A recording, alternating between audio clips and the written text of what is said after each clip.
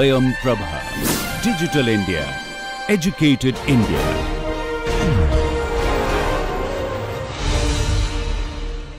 Okay, so as we are discussing, so this is the four components, major components of crop production system. So one is soil, as we discussed. The soil, what are the soil properties? Soil physical properties, chemical properties, and biological properties. So physical means your soil texture, structure, bulk density, water holding capacity. So these details will be discussed in your soil technology class. But soil texture is the, what do you mean by soil texture? The textural class is the composition of sand, silt, and clay. So many soil, we have the sandy soil, sandy loam soil, clay loam soil, clay soil. So different type of textural classes are there. So depending upon the sand, silt, and clay composition, the soil texture have been defined. So that has role for nutrient release pattern in the soil, nutrient holding capacity of soil depends upon the textural class and soil structure. Structure means that also will be covered in your soil technology. There are different type of soil structure. So this is arrangement how the sand, silt, clay are arranged in the soil. That is soil structure. Bulk density. I hope you understand some bulk density. The mass by volume. Similarly, soil bulk density, the soil mass by the soil volume. If the bulk density is higher or bulk density lower, how will it will affect the crop production? So what do you mean is, suppose a soil has high bulk density, a soil has low bulk density. So what is the meaning of this one?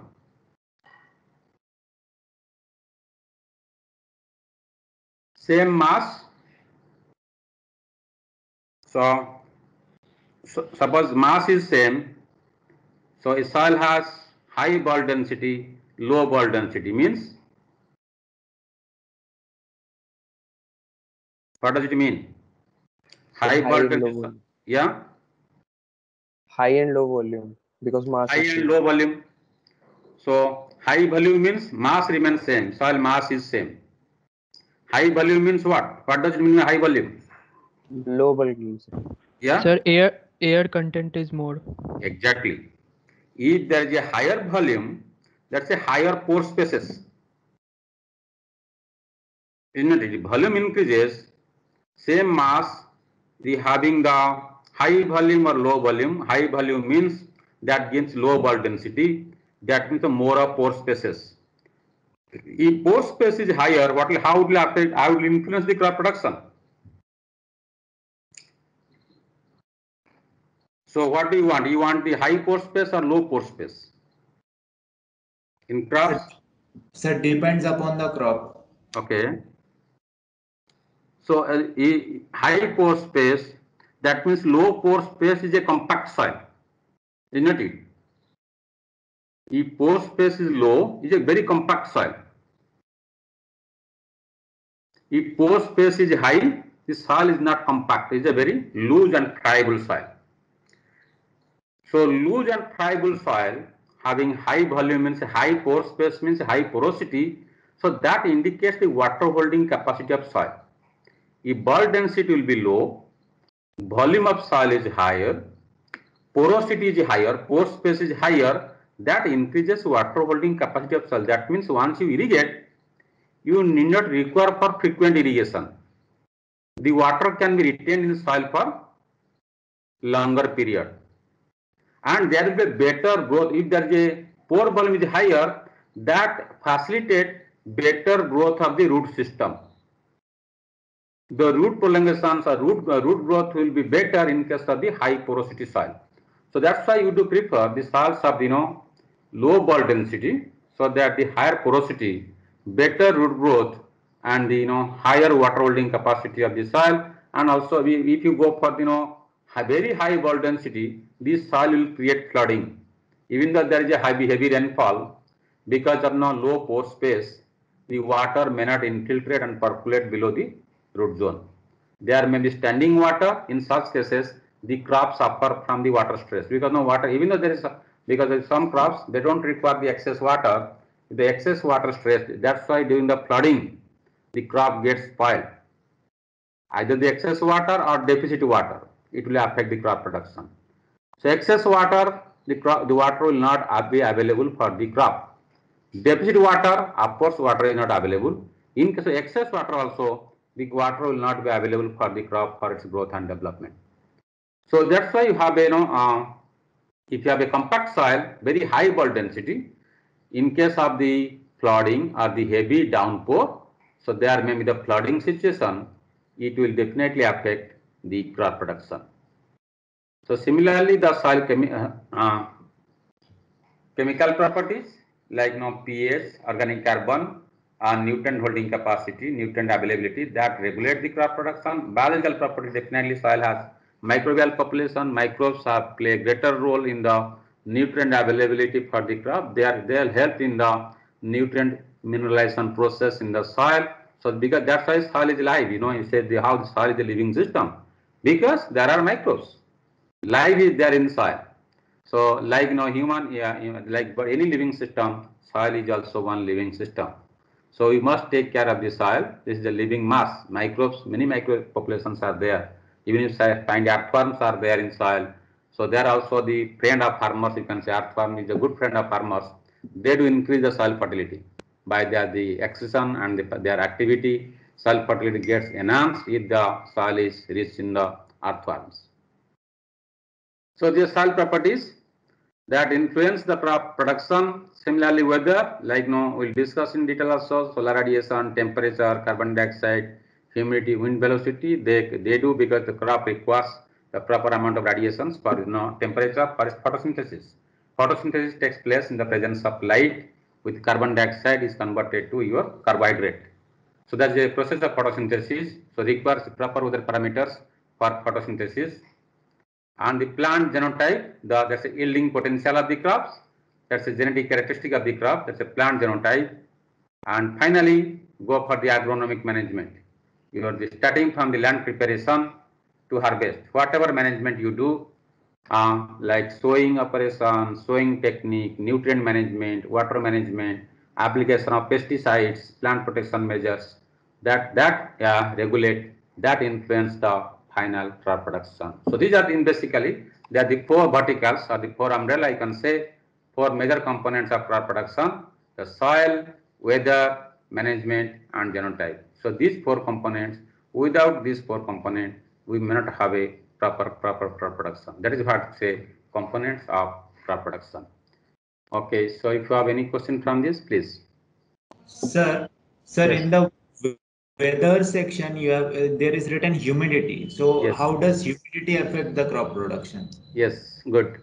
So sometimes it happens, many times you can say. Humidity means the moisture present in the air, isn't it? How much moisture, relative humidity as compared to saturation. Suppose a air has 60% relative humidity and what the other air has 90% relative humidity. So which air has the maximum water? I'm at a class, huh? Okay.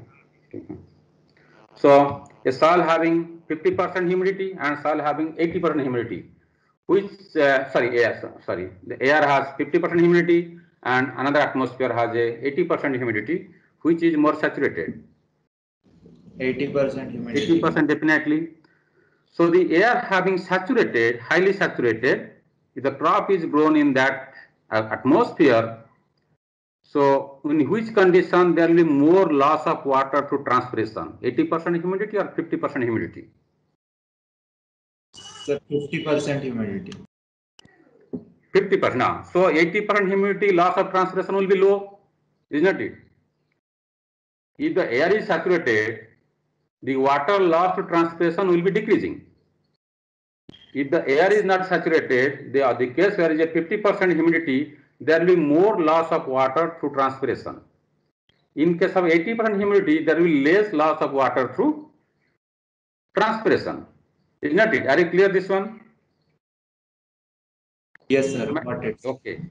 So the transpiration is a productive loss of water. The plant must transpire. We say this is not a non-productive loss of water. Why the plant should transpire? Because through transpiration, the plant canopy temperature is maintained. Moreover, because nutrient uptake is facilitated through transpiration. If plant does not transpire, there will be less and less nutrient uptake. Because plant takes nutrient through water through the process of transpiration.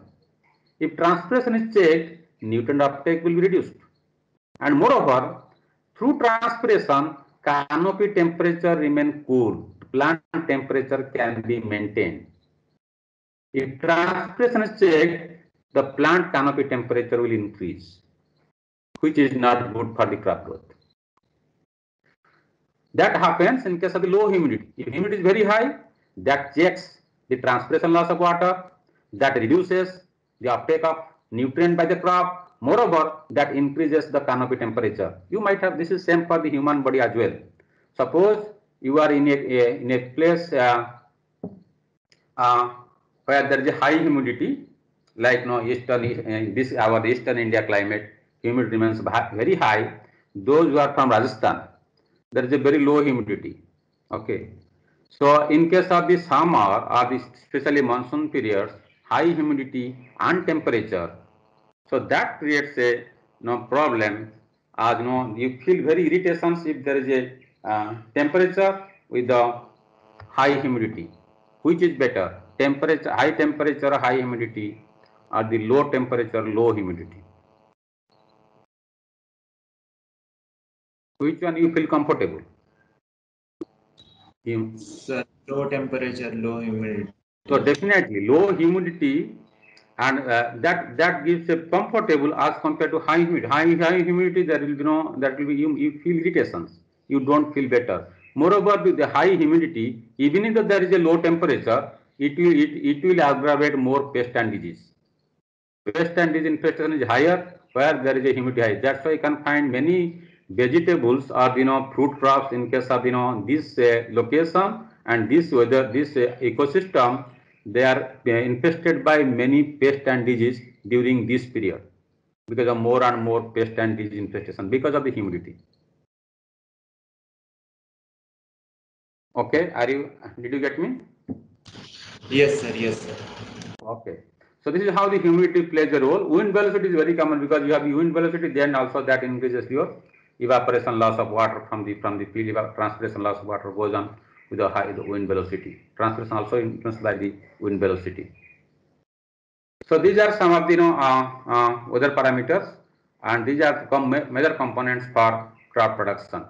So if you define crop production looking at these four factors, that's why this says crop production technology is exploitation of plant morphological and physiological responses within soil, plant and atmospheric system.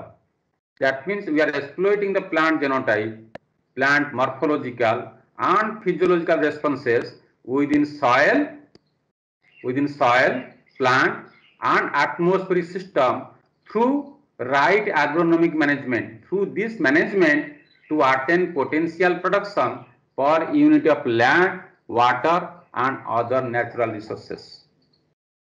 So these land and water, they are the natural resources. And what are the other natural resources? Those are the inputs for crop production.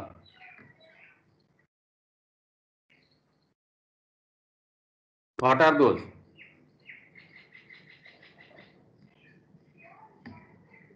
Yeah. What are other natural resources? Sunlight, sir. Yes, the other parameters, sunlight are there. All these are natural resources, and also you are even if the soil itself, the soil fertility, as you are the soil biological properties.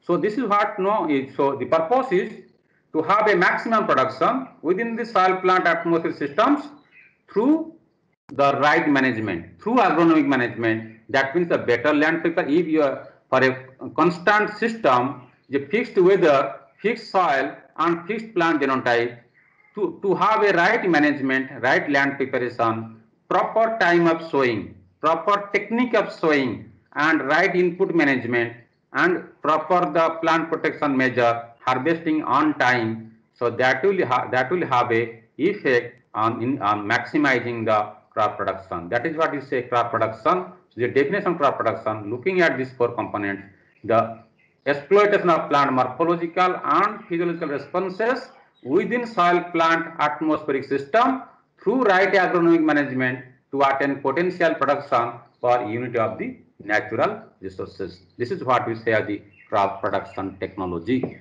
So if you have any question, please. Sir, Yes. Yes, please. sir, at the bulk density section, you said that the soil has more porous, will become more water holding capacity. Then, sir, it is not depend on some extent. Like, if more porous, then it will reduce also the water holding capacity, like in the sandy areas and all other. Yes. So maybe, as your the question, if you compare two soil, sandy soil and loam soil, okay, sandy soil and loam soil, which soil will have the higher pore space, sandy soil or the loam soil? Sandy. Yeah, so that is the what that's what many people think. Sandy soil will have the higher porosity than the loam soil, but that is not the case. Why? Sandy soils, the sand particles are larger size, is not it? Yes, sir. As compared to loam particle. Yes, sir. If you take a particular volume of soil, of sand and loam, Yes, sir.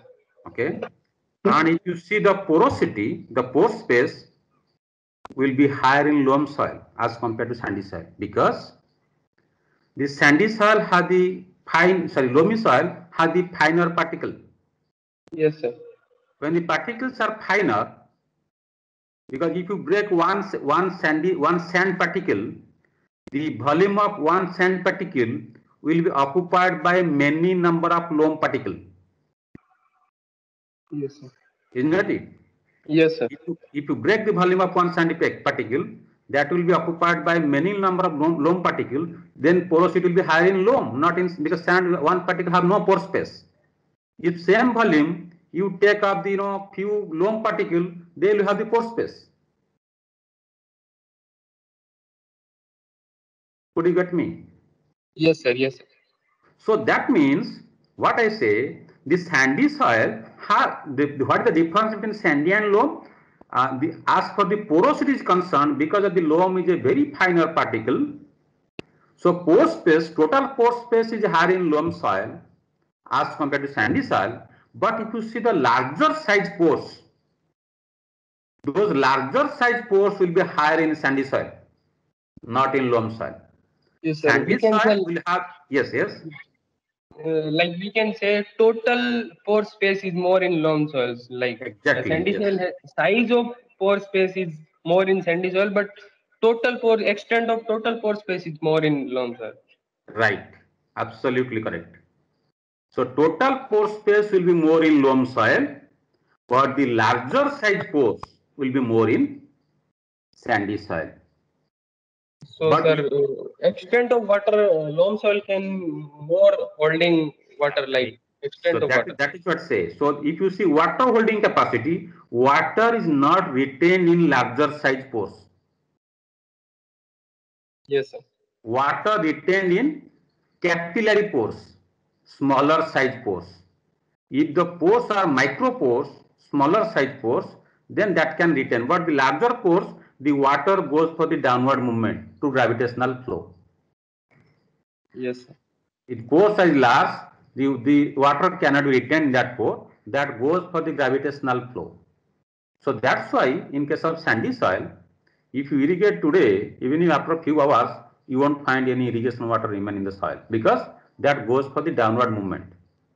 Yes. In case of loam soil, if you irrigate, water can be retained for few days, because there is no because there is a more number of micropores. That's a capillary pores. Finer pores are higher in case of loam soil, water can be retained. So that sandy soil needs frequent irrigation, but the other soil where the higher water holding capacity, they don't require frequent irrigation. Yes, sir. Yeah. Okay. Any more question from anybody?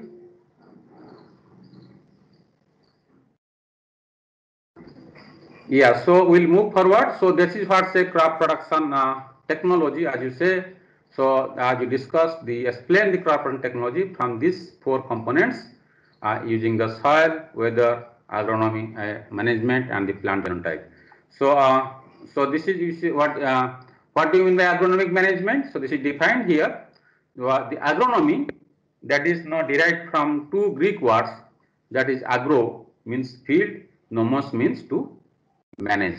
So these are the coined from these 2 Greek words, agro and nomos. Agronomy comes from these 2 words, and hence the agronomy is the principles and practices of crop production and field management. That is what the definition of agronomy.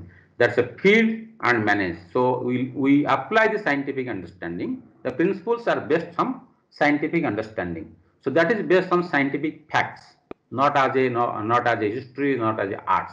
So there are scientific principles are involved in crop production, like water management, nutrient management, uptake of water, uptake of nutrient by the crops, the amount of nutrient to be applied for a particular soil, for a particular crop, for a particular weather. So those are governed by some scientific principles. So we go for the proper input management. That's what based on scientific understanding or the scientific principles. That is agronomy, the principles and practices. Only principles, then you go for practice. Science to practice. So principles and then go for practice. So we go for the field level implementations and the management of the crop in the field. That is known as the agronomy of field or agronomy of the field management. So agronomy, the principles and practices of crop production and field management. So that is what we call say as agronomy. Okay. So what is the if that is the crop production, then what are the objectives of crop production? Now you can say from your side, because I don't know you have seen that one. What are the objectives of crop production? Can you say?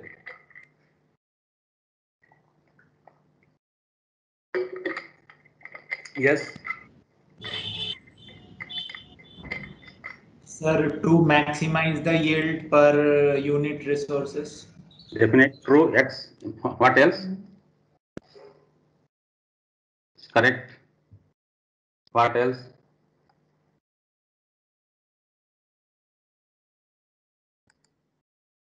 Yes, to maximize yield.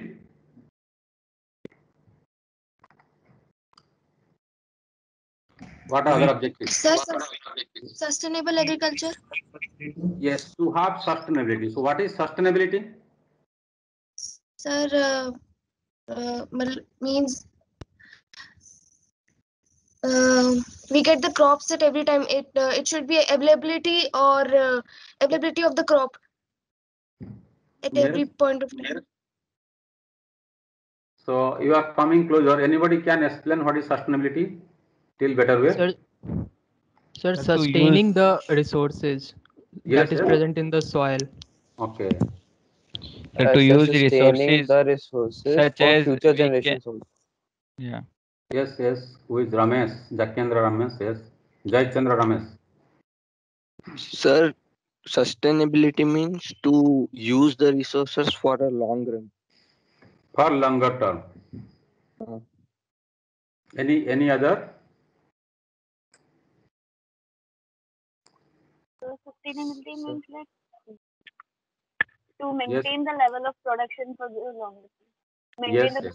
the level of Yes, yes. To maintain the production, that means to have the production to meet the need of the people. At the same time, the production practices should not harm the environment. It should be environmentally sustainable. It should not pollute environment, and the production practice should be such that it should meet the need of the future generation without polluting the environment. That means meet the need of present need as well as the future need with the environmental protection. That is what is sustainability. So that our products, agricultural production technology, the one of the objectives of the production is to have sustainability. That means keep the ecological harmony.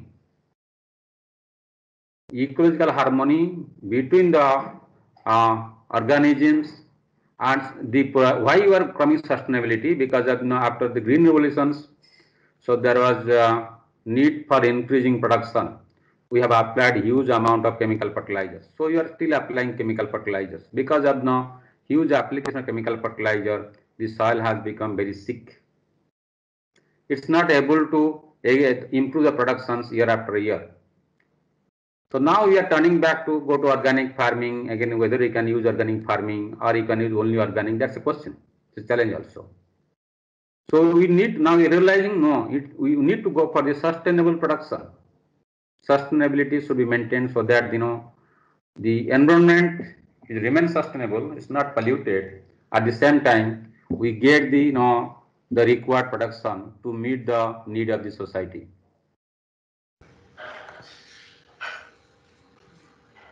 Yes. So what are other objectives?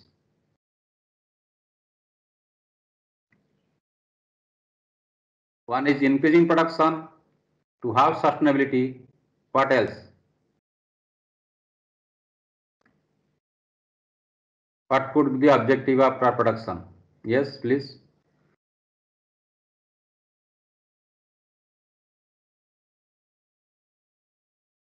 Any more? It should be economical, is not it? Only increasing production is not the objective. It should increase production and it should give the higher economic return. Production should be there and it should be beneficial, economically beneficial. That means you have to minimize the production cost. Then you can bring the higher economic return. And what else?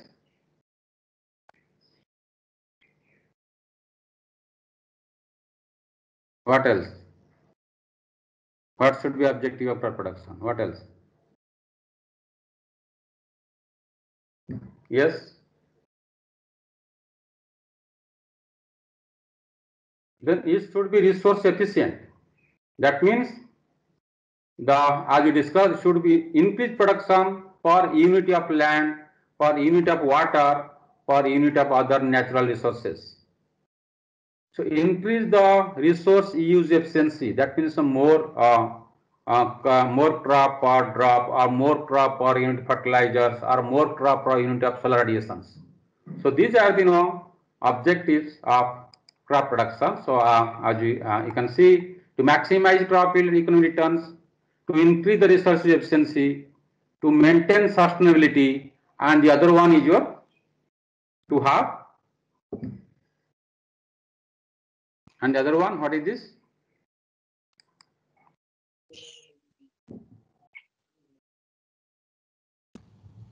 To have quality produce. Are you able to see the slide, the document? Yes. Yes. Yes. To have the quality produce. So what do you mean by this?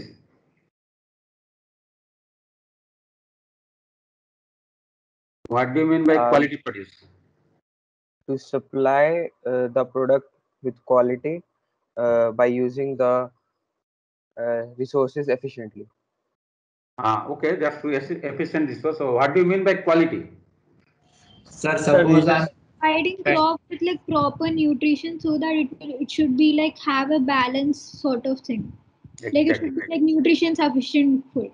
Right. So that means, as we discussed in the earlier class also, quality means you should have and the secondary plant metabolites are there. So antioxidants, we have also somehow discussed antioxidants, right? So it should supply the nutrient demand of the human being. Quality means it should be free from pesticides. So now you can find many of the food crop we are getting the high use of chemical fertilizer, chemical pesticides. If the food, any vegetables or any food crops, there's a high content of pesticides. That's not a quality food. And I think the example of some of the places in India, you can see Punjab, some are from Haryana, probably very close to Punjab. If you might have the experience, because now the situation of Punjab is not good. The thing is that here we are getting the farmers are applying huge amount of fertilizers and pesticides. Because of heavy dose of fertilizer and pesticides, the soil, the groundwater is contaminated because of the fertilizer leaching, nitrate contamination, and also pesticide leaching. The water you are drinking, that is also polluted, and the food we are getting because of the pesticide-rich food, and that causes the several diseases, you can say cardiovascular disease and the cancer as well. And you might have known, because India many know, it is a very common fact as general news. So there is a train, somebody says it moves from the Jalandhar in Punjab to Rajasthan. It's a regular train carrying cancer patients from Punjab to Rajasthan. So that is the case because now the health we have, we are what we eat, what you are eating.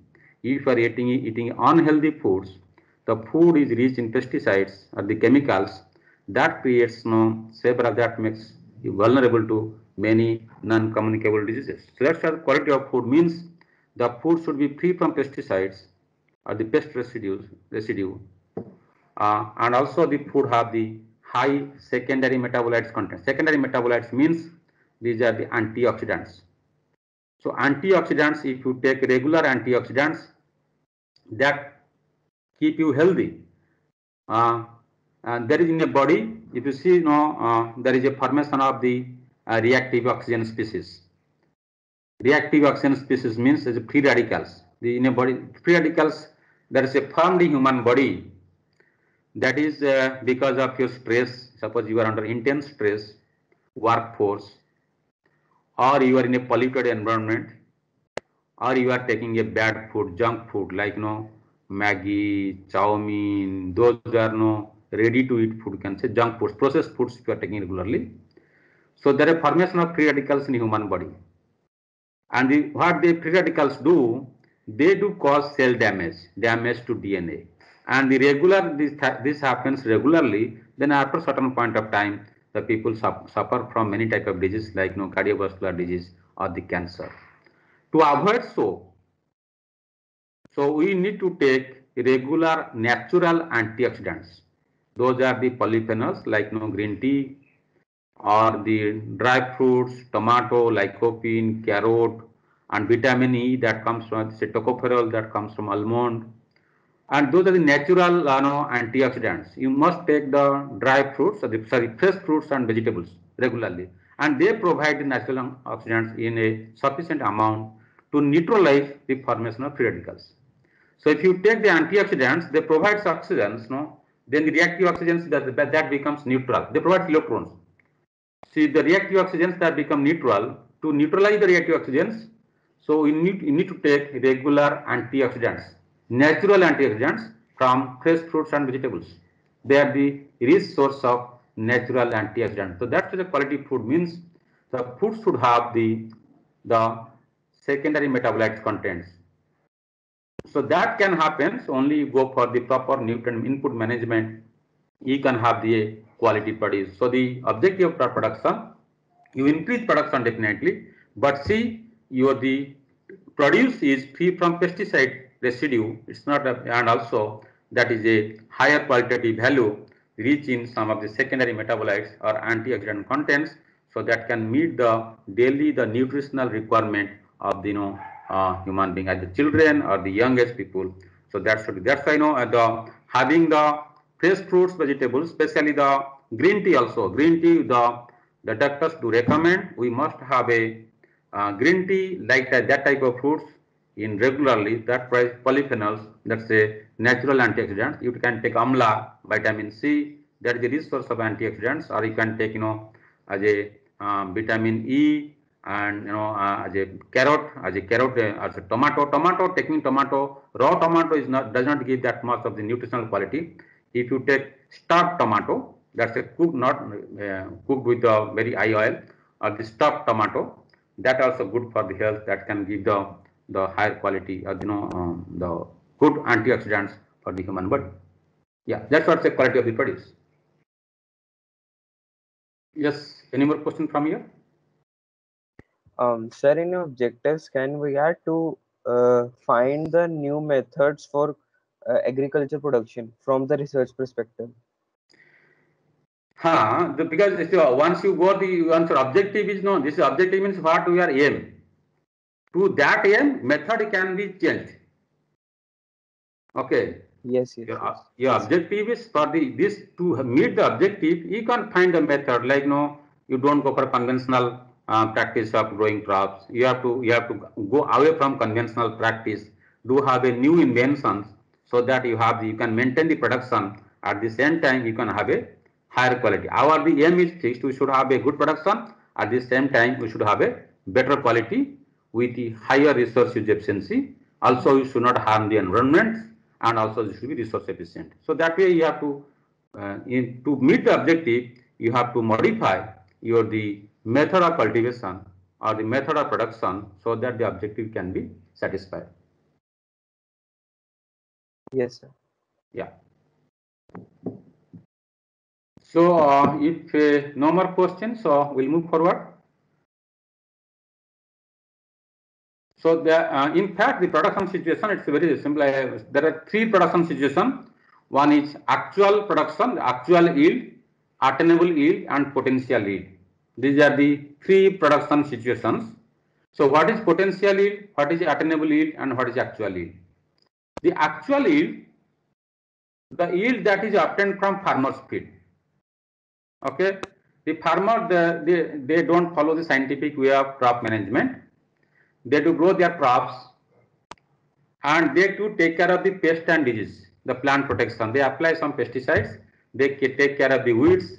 So they apply the chemical pesticides. They take care of the crops. They make the crops free from pest and disease.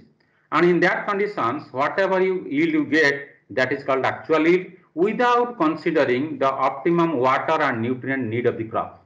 Farmers does not take care of the optimum water management or optimum nutrient management. Only they sow their crop in the field, and they do not take care of the pest and disease, and the yield you get, that is the actual yield. That we also say as a farmer's field yield.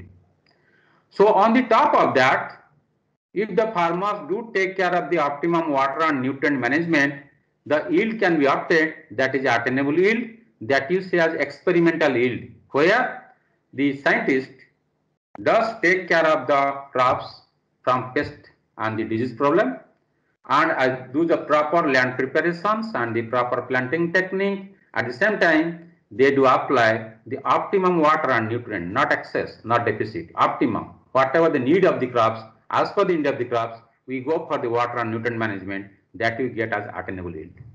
That is for experimental yield, the yield you get from the experimental station or the research station. And this difference between the attainable yield and actual yield, that is the yield gap.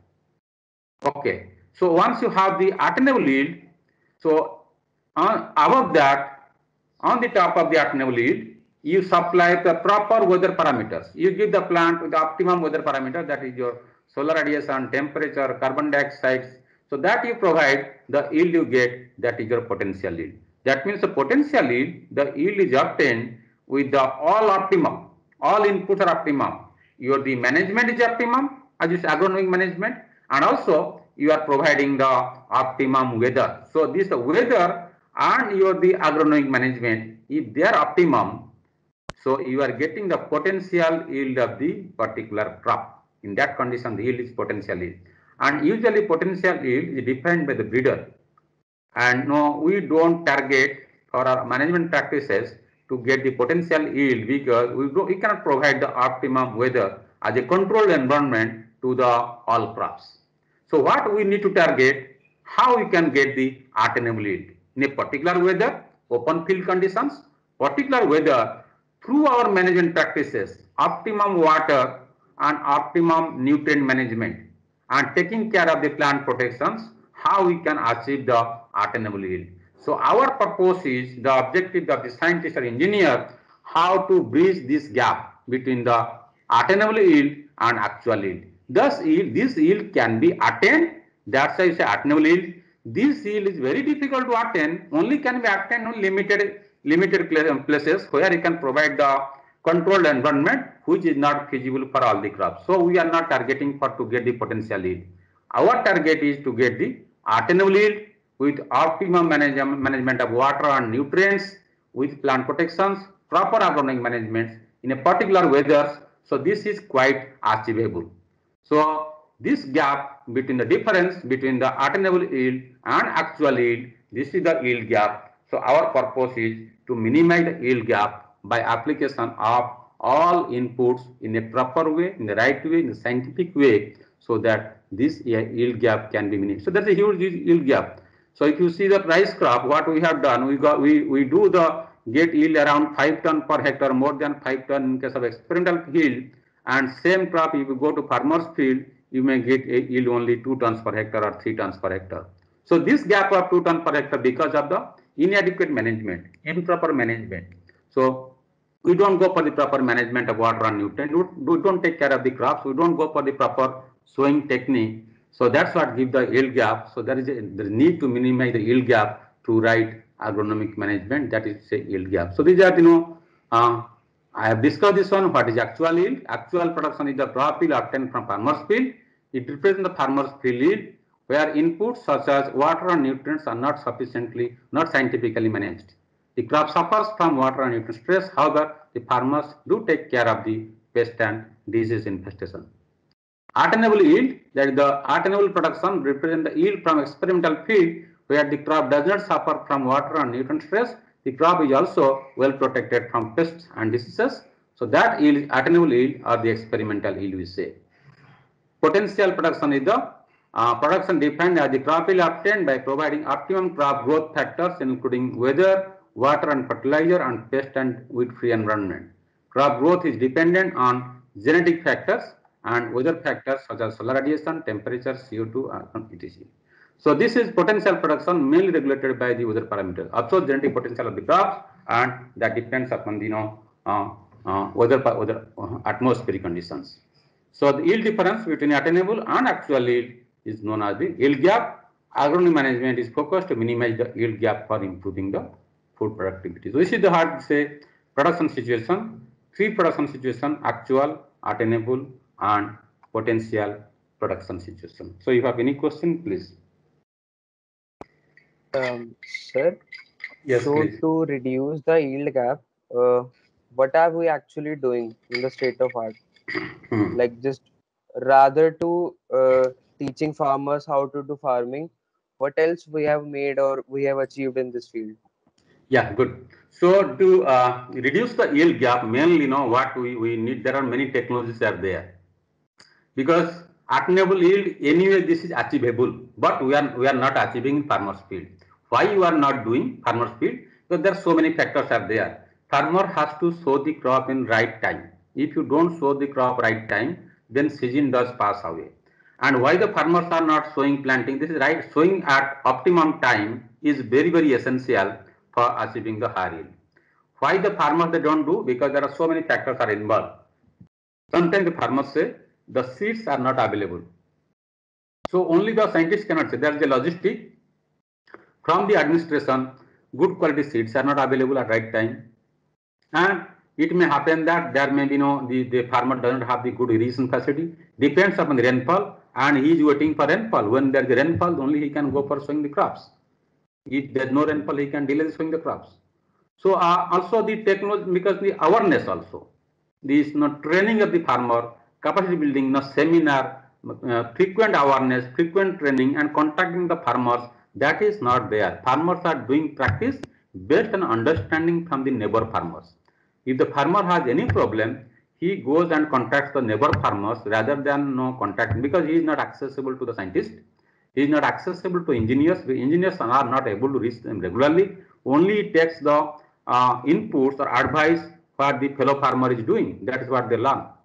So that's a high time to educate the farmers, especially the group of farmers, advanced farmers. If you educate few advanced farmers in a village, because other farmers do learn from the advanced farmers. Even if to educate, it will not be helpful unless the logistics are supportive. Because if you say the farmers, please sow the crops in times, and this is the practice you should follow. If it does not does not have the irrigation facility, if does not get the seed in at the right time, good quality seed is not available, you will not able to go for the sowing operations, right? So this needs a integrated approach from the scientists, from the local administrations, and as advanced farmers. This should be in loop, and regular feedback, regular training, regular contact that can help the helping the farming community, so that you can have a better yield. Otherwise, the farmers do on their own way. Technology is there, doesn't mean there's no technology, but technology is not actually utilized in the farmer's field. That is the difficult part.